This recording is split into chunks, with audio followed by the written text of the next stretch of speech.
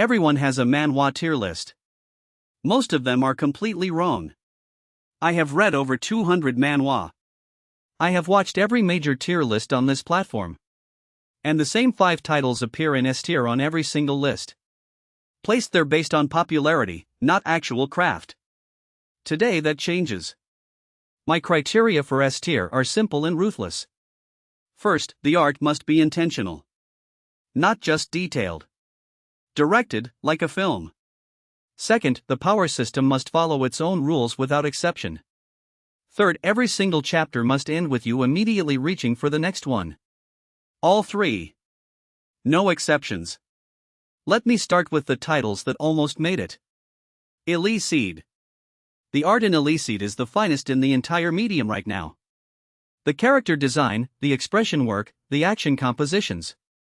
But the power system becomes genuinely inconsistent after the first major arc. A tier. Frustratingly close. Weak hero. One of the best written characters in manhwa history. No debate. The art quality drops noticeably after chapter 80, and it never fully recovers. A tier. The beginning after the end.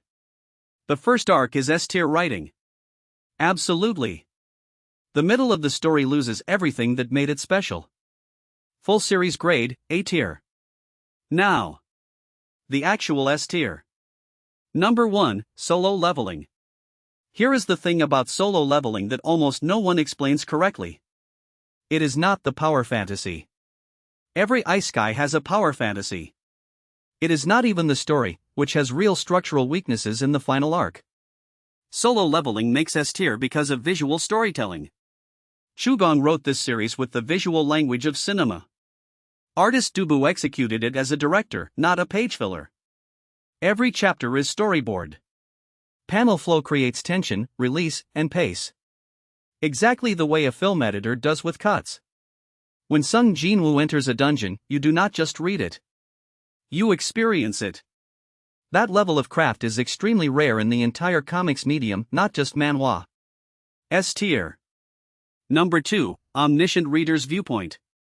This is the most underrated S tier in the medium and I will not compromise on that. Kim Dokja is not a strong character.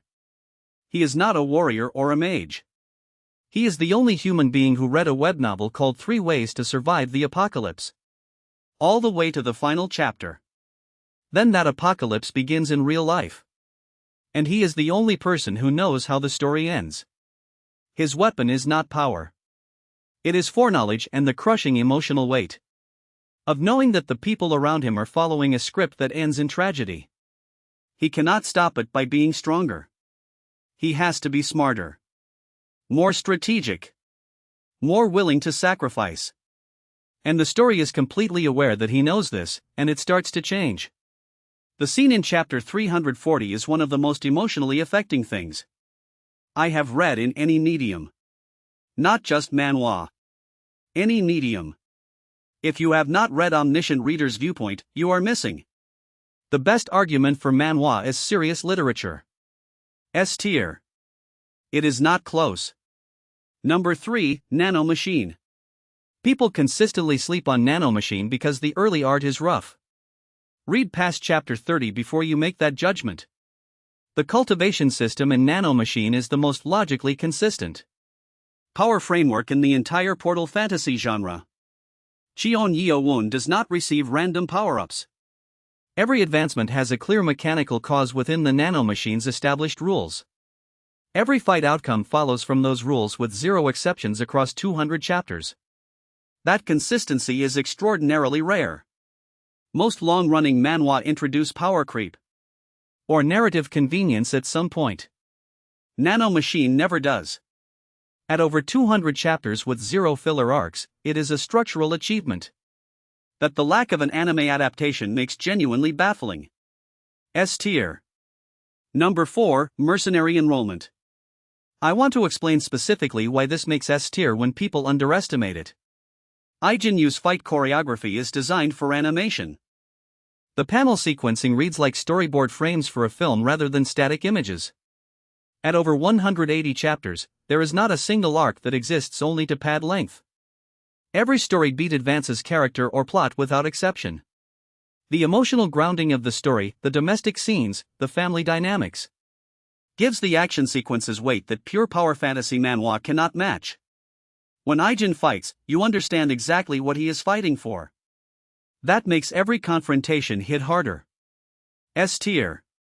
Now for the takes that will generate comments. Tower of God.